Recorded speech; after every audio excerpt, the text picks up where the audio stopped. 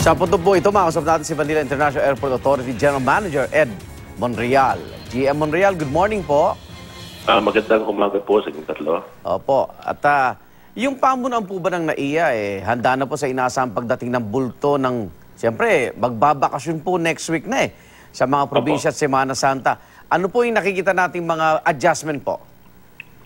Unang-una po, wala po kaming leave sa mga tao po para next week, para mabantayan po ang pagdagsa at pagdating ng mga pasahero natin. Pangalawa po, nakipag-usap po kami sa mga airlines na kailangan tugunan yung mga pangangailangan ng mga counters natin, lalo sa boarding gate, kasi kasunod po nila. Kami naman po sa ganang amin sa NIA, meron po kaming task force na mag-iikot during the week. Pati ho ang ating kapulisan, kailangan totally visible po sila. At lahat pong x-ray machine, determine po ang ating kasama sa ODS na kailangan bukas at fully manned dahil sa usos ng ating Secretary Tugade na kailangan ang ating lahat ng paliparan ay nakahanda.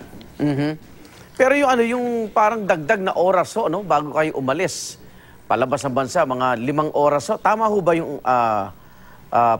paalala na yun ng otoridad natin na GM? Unang-una ho, sir, hindi po nanggaling sa amin yung panukalang 5 oras po. Kukurek ko lang po yun. Yes, sir. Mga 3 hours po sa international, 2.5 hours sa domestic. Okay. Siguro po, on the part of the agency or airline that nag-suggest po, siguro suggestion lang po nila. Kasi hindi rin ako nag-agree sa ganong panukala. Kasi pag lahat po maaga sa airport, baka magkaroon na rin po tayo ng congestion din sa loob ng paliparan. Kasi ganun din, Opo, I don't see the benefit right now. Hindi pa naman po ganun kabigat ang problema sa proseso ng ating mga umaalis papuntang ibang bansa. So I would suggest that they should come at least 3 hours before. Huwag po yung 5 oras. Ang 3 hours so dapat nasa airport na sila. To make it clear. So GM, mas may problema yung parating kaysa yung palabas? Sa ngayon po, mas marami po ang umaalis. Okay. Pero yung palabas, yung parating marami rin po. Pero mas marami po yung paalis.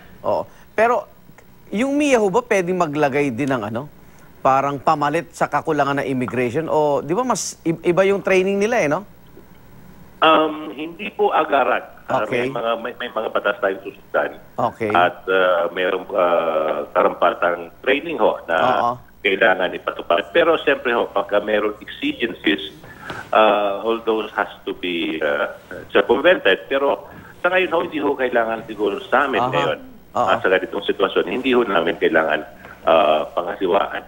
Okay. Jia, maraming salamat po sa oras. Good morning. Maraming salamat po. Manila International Airport Authority General Manager Ed Monreal.